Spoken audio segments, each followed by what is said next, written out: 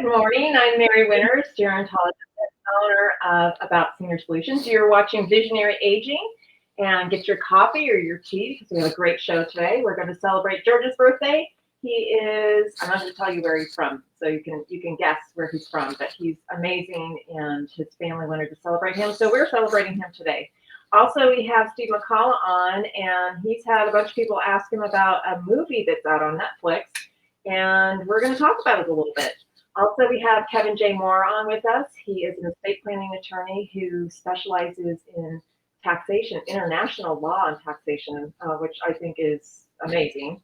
And we're going to get some of his insights, his top-notch insights, and he'll share that today with us. But first, let me go over and we're going to share a little bit about our interesting little gentleman here. I'm going to add him into the mix. Here we go. Look at how handsome this young man is.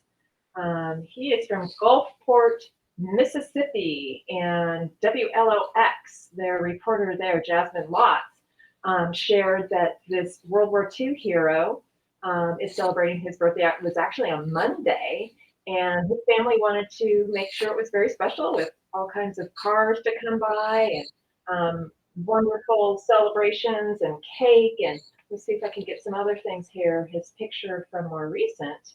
Here we go. Oh no, this is his World War II picture. Actually, he served in the U.S. Army when it was really still a new branch, the Air Corps, the U.S. Army Air Corps, and he received a Purple Heart. His family and his daughter Helen and Ellen in particular wanted to make sure he was celebrated. And he has such a compassionate, wonderful heart. He said that all people that he's met in his life, about 99% of them treated him with respect, and he thinks in general people are really good. And that was something my dad always used to say too. People are generally very good, and we just need to give people a chance sometimes. And he said he wanted to teach his children what is good and what is bad. So he was such an amazing example of that. He said when he was 5 years old, he used to take the trash out for a little neighbor lady every Saturday, and she wanted to give him 10 cents. But he wouldn't take the money because he said, "Ma'am, I'm doing you a favor. Volunteering is voluntary. There's no money involved, and it's just about human kindness." And so that's just his philosophy in life. He's volunteered so much over the years to children's sports. And he says, even though he knows he's not a spring chicken anymore, he still takes on the day with a smile. I don't really feel a whole lot different at 100 than I did at 90, when he was kind of laughing about that. But he said, I do some of the same things I've done for a long time. And I still get up and brush my teeth. I want to greet the day. I want to keep my friends and my family close to my heart. And I've tried my best in everything I do. So I hope you're proud of me. And Mr. Roberts, we are proud of you. And we're very excited that you're able to celebrate your 100th birthday. So have a fantastic birthday. And I'm going to add this little picture into the mix too, because this is what they did to celebrate him. They put that huge sign there. So I think that's really, really amazing. So next we're going to have Steve on with his caregiver question. So let's go ahead and we'll ask Steve.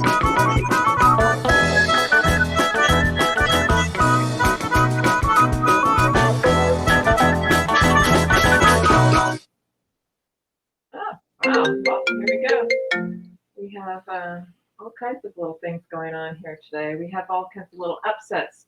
Our screens don't want to work, but here we go. We're going to get Steve in here quickly. I know we're going to make it. Here we go. I made it. Yay, here you are. So Good morning. Good morning. Wasn't that a neat celebration for George? I want to meet George. What a great guy. I love his voluntary is voluntary too. I love that. I know. And I love how he said, I believe that people are good in nature. People are good people. Our majority of people are really good. And I think that's true too. I know it was true in his time. I hope it's still true in our time. Yeah, I think so. I think we're going to see more of what's good. I hope that the good shines more, or it's shown more over the next Yeah, few years too. me too. So I think that people definitely have a better perspective. what are people asking, Steve? What's the question you got? So yeah, this movie, it's either on, I guess, I saw it on Netflix, but I Care a Lot. Uh, it's supposedly based on a on real life events, and so a lot of people asking me, worried if this is something that could happen, and if there are predatory people out there, and how to avoid them, and if this is something that realistically could happen to anybody. Well, it's not happening in California. It would have to be quite a conspiracy, but the movie could be in another state that we're not aware of how they run their process. But the fact is, we call it a conservatorship here, not a guardianship, unless they're a minor. But uh, the individual who's being potentially conserved has representation, independent, and assigned from the court. Even the woman that was representing herself in the movie, she would be represented by counsel also. So it would be, and there was so much in regards to the nursing homes and different places. They were all in it together to kind of drug the person and take over the money. But then Right. I also thought it was very interesting how it turned into a kind of a Kill Bill kind of thing. It was kind of fun to watch, but I also know that that wouldn't happen, and that wouldn't happen, and that wouldn't happen. So Yeah, rest assured, at least in California, your people are much more protected in the conservatorship process than that. So that's good. I mean, I think we know that. It's hard to sometimes convince people that are just not familiar with the legal system, not trusting the legal system. But yeah, there was a lot of anxiety, not a lot, but there was anxiety over these events. oh yeah, absolutely.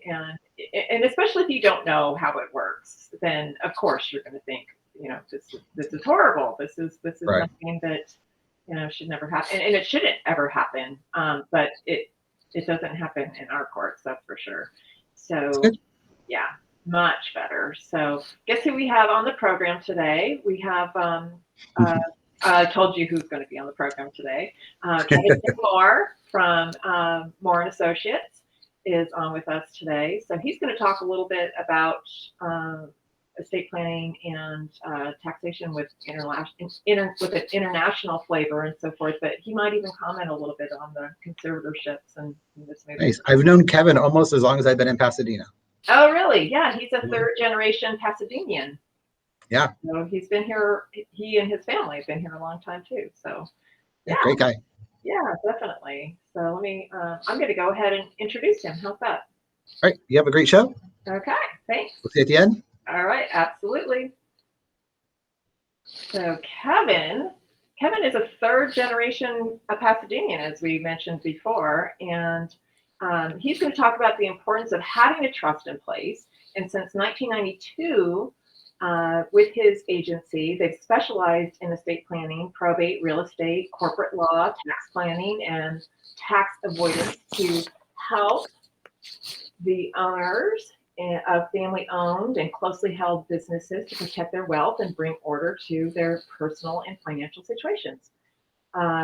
He is, let's see, in 1992, he's had his firm, but he wanted to really settle in Pasadena just to support his hometown and community.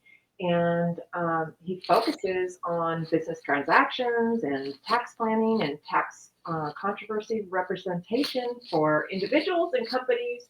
But over the last couple of years, he's built a reputation for repeated wins in court on behalf of the firm's clients. And I have to say, people who are represented by Kevin are particularly pleased with their outcomes and the support because he's a bright man and really capable of providing very specialized service. He actually was in Salzburg, Austria for a few years, and he worked for the law firm Salpius and Partners. And over that 4-year time that he was there representing clients on an international and domestic basis with investments and so forth, he acquired and broadened his legal skills and for helping clients build and protect their wealth. So I know he is highly educated. I think he's even been a professor at a law school. How about if we go ahead and we bring in Mr. Moore? Let's see here. Oh, there's Kevin. Or there's, I'm here. there we go. Let's put that. We'll get your picture out. There we go. How are you? I'm doing great. How are you?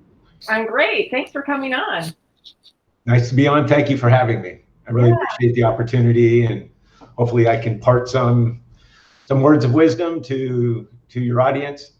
Absolutely. We know that you are quite a specialist, so I'm very excited to have you on. And let's just kind of put that to rest too, since you are in the courts and you're very familiar with conservatorships. That movie, I Care a Lot. Could that happen, at least in California? So when I was watching it with my wife and our son, and throughout the whole movie, I kept yelling, saying, "That can't happen! That can't happen!" Right. A court-appointed counsel would have been appointed. Now, as you rightly say, everyone involved was conspiring against these conservatees. So I guess you could get lucky, or you could arrange for a friendly court-appointed counsel whom you secretly conspiring with. So I guess it could potentially happen. I think it certainly was in California that this took place. Yeah. The one man whose mother was a conservatee, he was on early on, and then at the end of the movie, I don't want to spoil it. So, but he was wearing a Cardinals hat. Oh, really? Yeah. So it could be Missouri. There you go. Well, just even the residential areas where they were filming, it didn't look like it was California at all. Yeah, it was too green. It was Midwest or something. But yeah, I don't think it could happen there. But it does bring up a point too. When you choose a fiduciary, you have family or that you are not going to elect to be your decision maker. You do kind of want to know the personality of the fiduciary who may be assisting you, and know if they align with what you want personally. So yeah. So when clients don't have family members, or for whatever reason don't want their family members to act as their fiduciaries, I often appoint, depending upon the case, I often introduce the client to professional fiduciaries. I'll have them interview 2 or 3 of them, usually in my office. And oftentimes, if it's a larger estate, maybe it'll be a corporate trustee. But typically it's a professional fiduciary, and it's for that very reason why I want them to actually meet the professional fiduciary, because there is, it's really important to have a good rapport, to have good trust with them. So, should it be a male? Should it be a female? Younger, older? Sure, exactly. And I think when you make that introduction for someone, it is important because they feel much more secure about their future. So kind of tell me a little bit about how you go through the estate planning process with your clients. So, well, pre-pandemic or pandemic? Yeah, no, that's different. Although you're still protecting them nonetheless. Yeah. So pre-pandemic, and it's pretty much the same. It just might be Zoom. So I will meet directly with the clients in my office, but I often go to their house or to their location. I find that's important in some cases because some people are not so ambulatory, they're immobile, so I'll always offer that service where I go to their house. But I meet with them, and I'll spend probably a good hour, maybe more, just getting to know them and talking about them and getting a feel for what their objectives are. We know from a general proposition, from an estate planning point of view, what objectives are. But oftentimes clients have little nuances that don't come out until you really get to know them. Yes. So I'll spend that time getting to know them so I can individualize ultimately the estate plan that we come up with to their particular needs and their nuances. Yeah, that's neat. So do you have many clients who are either living in 2 countries or I know you have this specialty of international estate planning too. So tell me a little bit more about those. Yeah, so there's a lot of tax implications for non-resident aliens. I think that word's going to be changing to non-citizens now. So non-citizens who invest in the U.S., whether it be in a business, typically it's real estate. There's not only estate and gift tax implications to that, there's also income tax implications to that. Sure. So we call those transactions inbound transactions, where money, investments coming into the United States. Okay. As opposed to a U.S. person investing outside the U.S., we call that outbound transactions. So it's primarily, not exclusively, but primarily inbound transactions. So, you know, with a non-citizen, they don't enjoy the high exemptions that you and I and other resident aliens or citizens enjoy, which is currently $11.7 million. Oh, wow. They get $60,000 unless there's a treaty that overrides it. And there's only really a handful of treaties.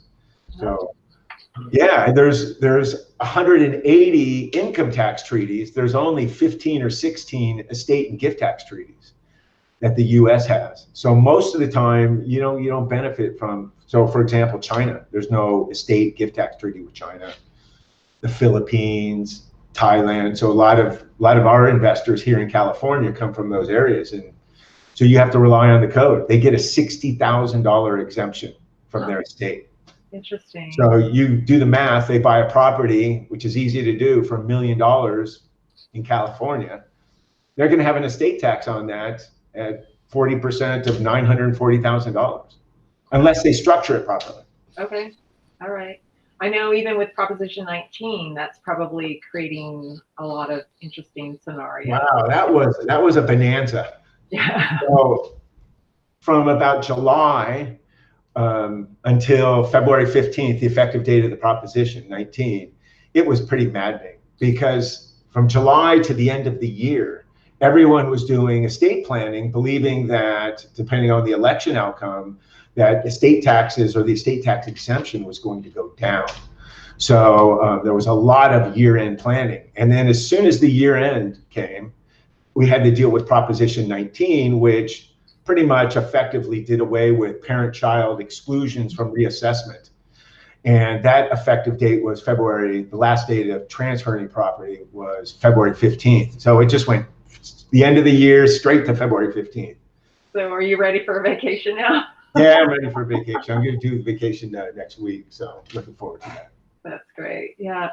Well, so what countries are better as far as inbound investments with the treaties that they?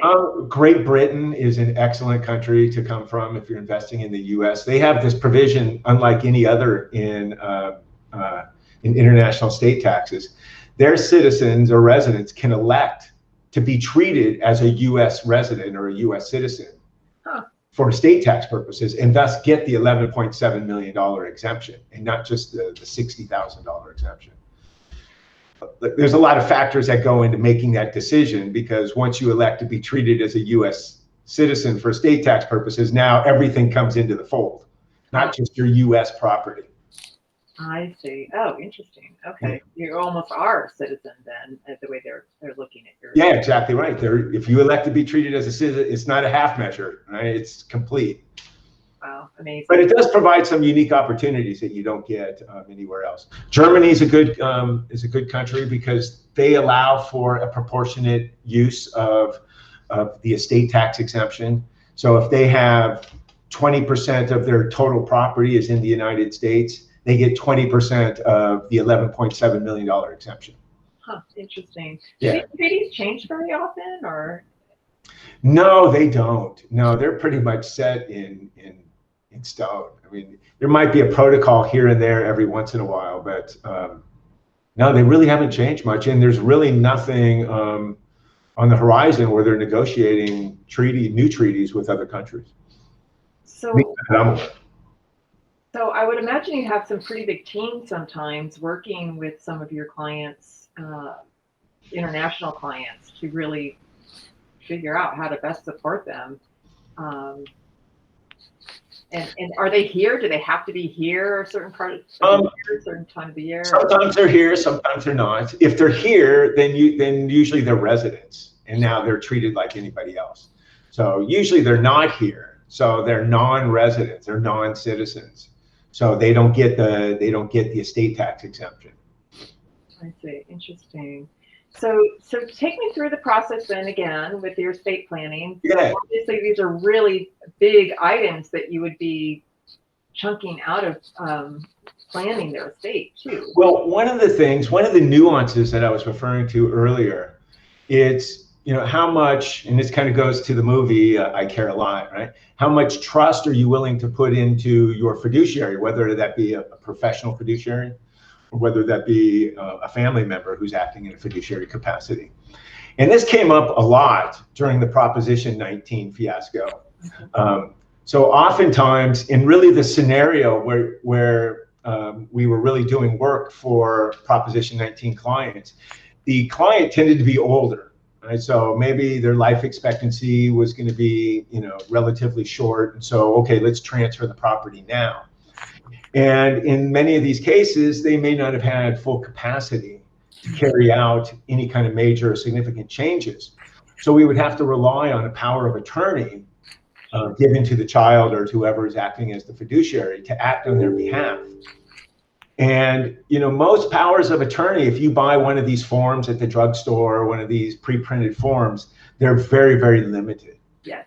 So, it doesn't give, for example, the fiduciary the power to make a large gift to an irrevocable trust or to create an irrevocable trust and to do the things that we could do in order to minimize reassessment as well as estate taxes. So I really focus in on those, and they're not just giveaway forms, right? We're going to just throw in the power of attorney or the medical directive. I actually go through various provisions of the power of attorney to go through things just like that and explain to them the wisdom and the risk of expanding some of those powers in the durable power of attorney. Sure. Yeah, I often tell people that you're giving people your golden ticket. Remember in Willy Wonka when the boy found his golden ticket in his chocolate bar? Yeah. You are giving that golden ticket to somebody else to make your decision. So you do want to make sure it's the right But as you know, almost any transfer from a fiduciary to himself or herself is void.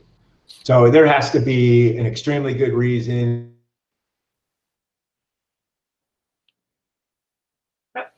Freezing up a little bit.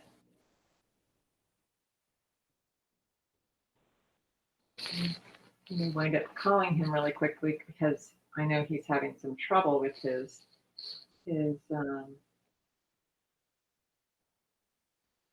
computer. So let me go ahead and we'll put him on speaker and get him going. Hey, Mary. Hi, Kevin. So yeah, just great point. You were bringing up, we were saying you've got a little bit of some technical difficulties here, and maybe you'll come back on. But go ahead and finish what your comment was. So I don't know where I was lost when I was talking about powers of attorney and having to tailor them to particular client's needs and comfort level, so that we could give powers of attorney to fiduciaries and make them broader, so that if there's tax law changes that come down the road at a time when the client is incapacitated, we can take advantage of some of those estate planning techniques. Sure. And probably where I was lost, where I got cut off, was it's really a balance, because yes, you're giving more powers to the fiduciary, but there's so many laws. Any transfer from a fiduciary without an independent certification by an attorney, pretty much void. You have to have a darn good reason to violate, to transfer property to yourself. So it's not so much a golden ticket. No, okay, that's great. Good to know. And I also think about it as far as somebody taking care of you as a person too, with the advanced healthcare directives.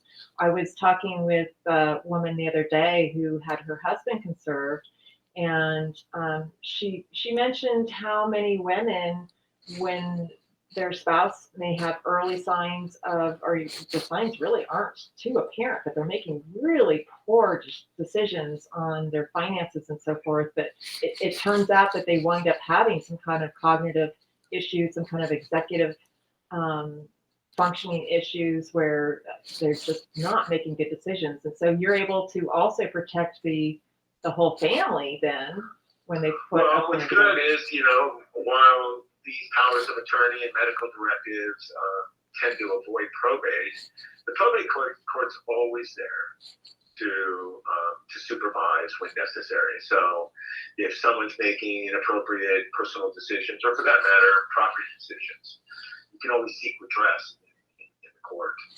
Okay. Yeah, and so I am familiar with the fact that you have a great department in your firm. I do. So my partner, she's my partner now, Debbie Deutsch, she pretty much focused exclusively on conservatorships and guardianships and probate litigation. She became a partner as of January 1st. Oh, congratulations. Yeah. Yeah, she's been with me over 11 years, so Oh, really? Okay. she definitely deserved it. She earned it. She's an excellent attorney. She is. She is. And so, what other tips do you have for the day as far as coming in and seeing Kevin J. Moore law firm? What other things? I know you make people feel very special is not the right word, but comfortable, I think, is the right word. That's so important. Yeah. Because a lot of people, they go into an attorney's office and they feel intimidated. Might be a good word. Mm-hmm. And I try to just be as down to earth as possible and encourage people to speak. I don't speak over them or above them. So I really try to remove any sense or feeling of fear or intimidation. And I think it's important that people look at their estate plan every couple of years, even if it's a relatively small estate, because it's not, it's your estate, right? Whether it's $200,000 or $20 million. And, to consider your fiduciaries, to just go over them. I don't charge for that. I do that as a courtesy. So I meet with my clients regularly. If we're going to do some work or something like that, we'll agree on a fee. But otherwise, just to meet, go over and talk, I really, really encourage that. Yeah, no, that's really important. And I have been in so many situations where somebody has not reviewed or made changes at least to their estate plan, and their decision makers are either passed or in the hospital. And when they can't make those decisions themselves, then it does go to a conservatorship, typically, correct? Or unless they're able to make that decision. And, then it's up to the court. People can object. So it's always good to have at least nominees, people who will be nominated. Because the court will give great deference to that. So if you nominate XYZ, unless there's some reason that's brought to the court's attention why XYZ should not act as fiduciary, they're going to appoint that person. Exactly. Any other final words from Kevin J. Moore? And we have you can't see this because you're not on right now, but I have your email scrolling on the bottom, www.kjmlaw.com, if you want to reach out to Kevin. Anything else that you'd like to share with us? I think that's it. I think we covered a wide range. We covered a lot of international tax, but because I really wanted to focus on just really the importance of having that personal relationship with your attorney. I agree because it's really, really important. It's nice to hear that when the rubber hits the road and there is an emergency, that they are very familiar with their client, and I think that's very important. They're there.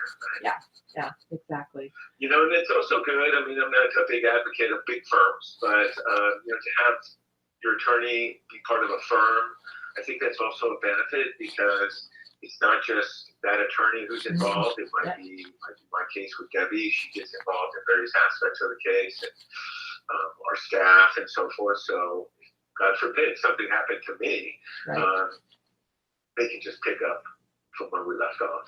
Absolutely. It's backup. That's why I have the same model for my business too. There's more than just me. Other people will be able to step in, and they're familiar with the other faces in our office too, which is very important, I think. So, Kevin, thank you so much for being on. I really appreciate it. Kevin J. Moore, everyone. And if there are questions you have, you see his. Hold on for one. All right. Okay. So you cut me off. All right. Sounds great. Thanks so much. Have a great one. Thanks, Mary. It's Okay. nice talking to you. You too. Thank you. So we'll bring Steve back, and it's unfortunate that he got cut out on the video, but great information. I always find it really fascinating too. The international law, I think, is so fascinating. Point about how he makes people feel comfortable and how people get intimidated. I had a conference call with a client who knows me, knows our firm, but I called and I introduced myself, just because that's what we do, and I said, "I'm calling from a law firm," and he like hesitated, like he paused.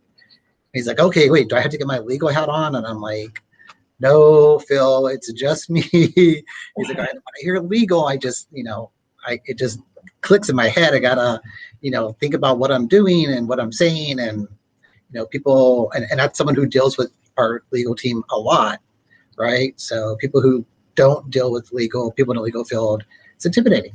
It is intimidating. I know, and people have these preconceived ideas of I hate attorneys, but a good attorney has your back, and He's a great guy. I mean, I told you I've known Kevin since almost as long as I've been in Pasadena, and he's just a solid, nice, great guy.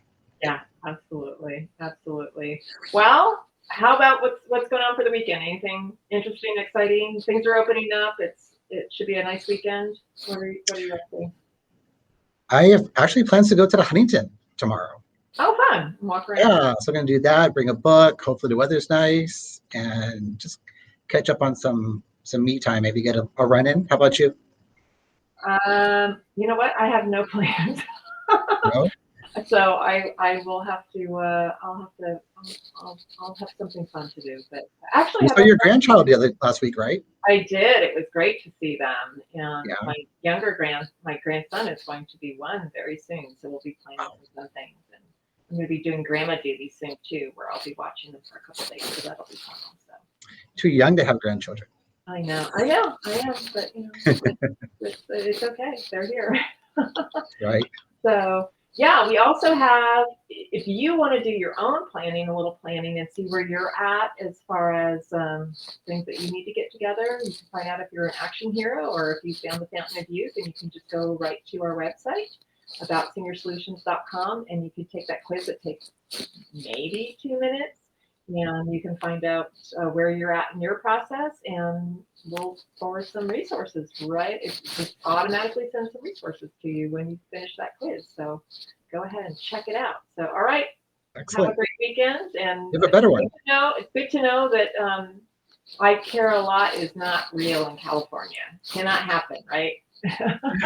Yes, that's very comforting for a lot of people. Exactly. All right. Have a great one, my friend. See you next week. You too. Okay. Bye, Mary. Bye. And here we go.